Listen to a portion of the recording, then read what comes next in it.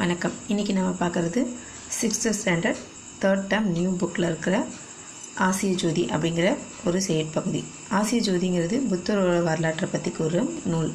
உலக உயிர்கள் எல்லாமே துன்பமின்றி இன்புற்று வாழணும் அப்படின்னு விரும்பினவர் புத்தர். அரச வாழ்க்கையை வாழ்ந்தவர். அவர் அரச வாழ்வையை துறந்து நள்ளிரவில் அரண்மனையை விட்டு வெளியே வந்தவர்.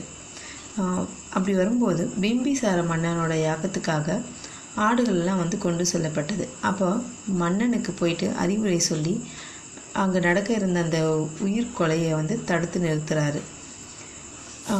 இதை தான் ஒரு பெரிய கவிதையாக புக்கில் கொடுத்துருக்காங்க. நீங்கள் புக்கை பார்த்தீங்கன்னா உங்களுக்கு தெரியும். நம்ம அவ்வளவும் படிக்க வேண்டியதில்லை. அதில் இருக்கிற முக்கியமான வார்த்தைகளும் அதோட பொருட்கள் மட்டும் இதில் எழுதியிருக்கேன்.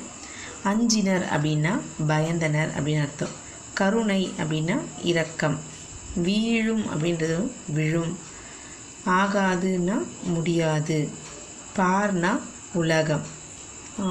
நீல் நிலம் அப்படின்னா பரந்த உலகம். முற்றும் முழுவதும்.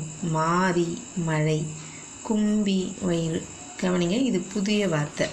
இதெல்லாம் நம்ம ஏற்கனவே படித்த வார்த்தைங்க.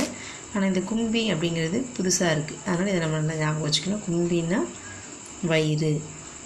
பூதலம் அப்படின்னா பூமி. அடுத்தது இந்த ஆசிய ஜோதி பாட்டை எழுதினவர் தேசிக விநாயகனார். இவரை பற்றி தான் ஒரு சில விஷயங்கள். இவர் 20ஆம் நூற்றாண்டில் வாழ்ந்த கவிஞர். 36 வருஷம் பள்ளி ஆசிரியராக பணியாற்றியவர்.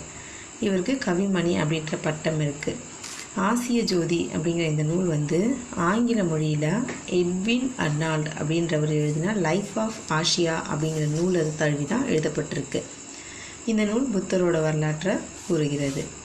நேர்மையான வாழ்வை வாழ்பவர் யார் அப்படின்னு சொல்கிறாங்கன்னா, எல்லா உயிர்களிடத்தும் இரக்கம் கொண்டவரை தான் நேர்மையான வாழ்வை வாழ்பவர் அப்படின்னு சொல்கிறாங்க. ஒருவர் செய்யக்கூடாத விஷயம் என்னென்னா தீவினை. அப்புறம் சேர்த்து எழுதுக பிரித்து எழுதுக தான்.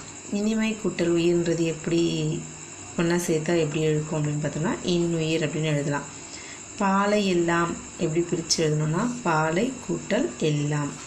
மலை கூட்டல் எலாம் அப்படிங்கிறத மலையலாம் அப்படின்னு எழுதலாம். எளிது ஆகும்ன்றது எப்படி பிரிக்கலாம்னா எளிது கூட்டல் ஆகும் அப்படின்னு பிரிக்கலாம். இவ்வளோதாங்க இதில் இருக்கிற விஷயம். நன்றி.